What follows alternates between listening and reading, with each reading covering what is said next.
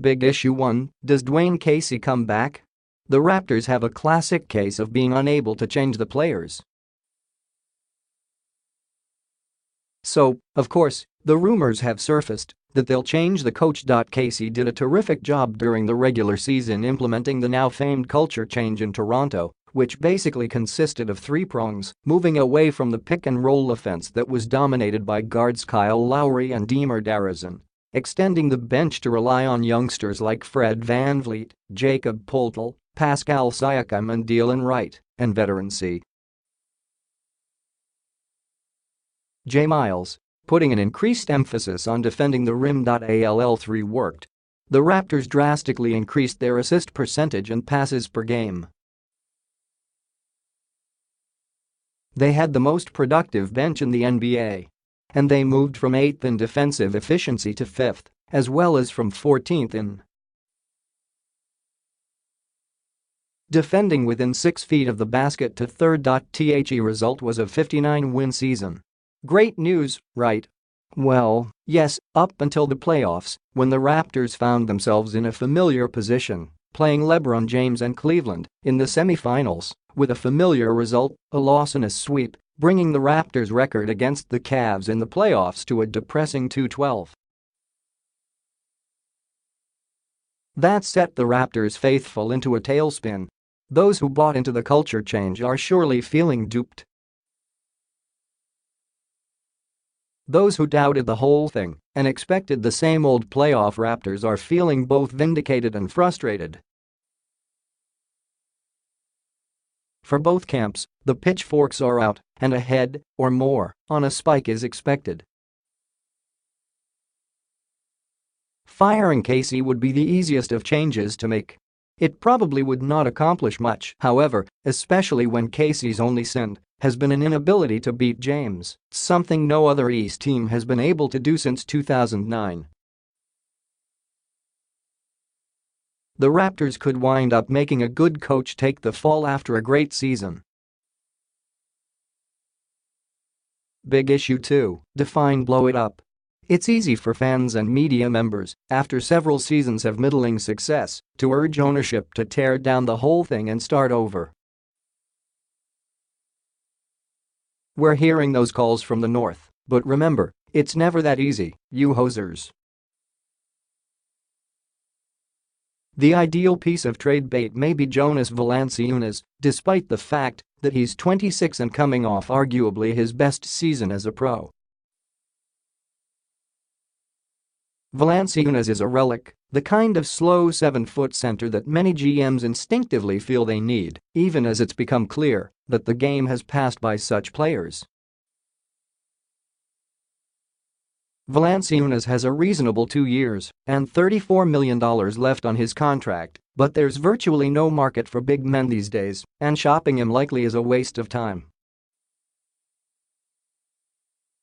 Then there's DeRozan, who is 29 and has all-star appearances in 4 of his last 5 seasons. He also has a contract calling for an $84 million payout over the next 3 years, a prohibitive salary for a wing who can't shoot the three-pointer, 31%. 2% this year. Trading DeRozan would be the first step to a total rebuild, and it does not appear the Raptors would go in that direction. As for Lowry, he is 32 with 2 years, $64 million on his contract. He has been an all-star in 4 straight seasons, but his age and salary make him decidedly tough to move.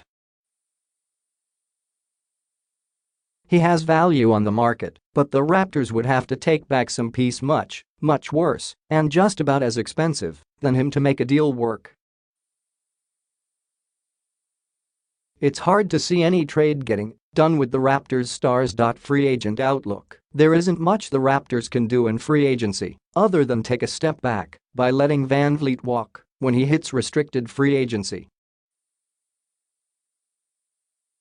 That would be a stinging blow, because VanVleet was the anchor of the Toronto bench and moved into the starting lineup by Casey in a last-ditch effort to pull the Raptors closer to Cleveland.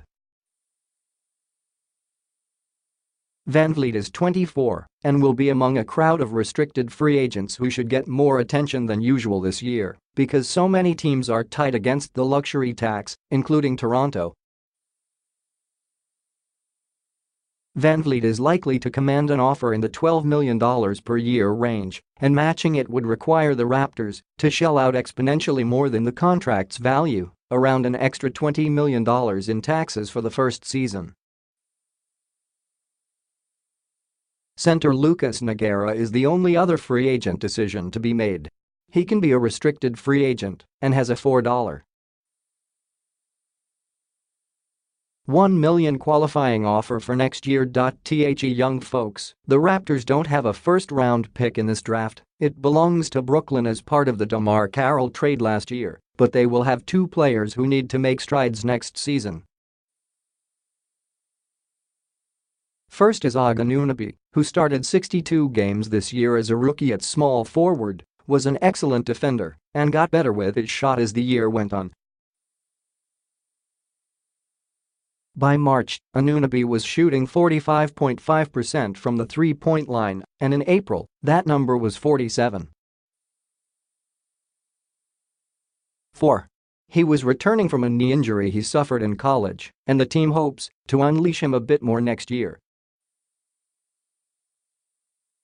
Second is Poeltl, who has the size to take up massive chunks of the paint on every possession. He averaged 6.9 points and 4.8 rebounds while shooting 65.9% from the field, decent enough numbers considering his role, but he's capable of doing more. Wait till next year, most teams would be thrilled by 59 wins and a matchup against the Cavaliers. The Raptors are not most teams, though. They've had a wretched history of postseason failure, but this might be the wretchedest after such a wonderful regular season. This one hurts a bit more than those in the past. The problem is this pain just seems to be Toronto's fate. It's a good team that just does not have the frontline talent to be great, and no amount of culture change or coaching can fix that. But what's wrong with 59 wins and a chance to go far in the playoffs? Raptors fans are disappointed, of course, but from a business perspective, the franchise has done well. The best way for Eastern Conference teams to deal with James is probably to nudge him to LA or Houston. Until then, James will continue to be the talk of the playoffs, and the Raptors will have packed up for home.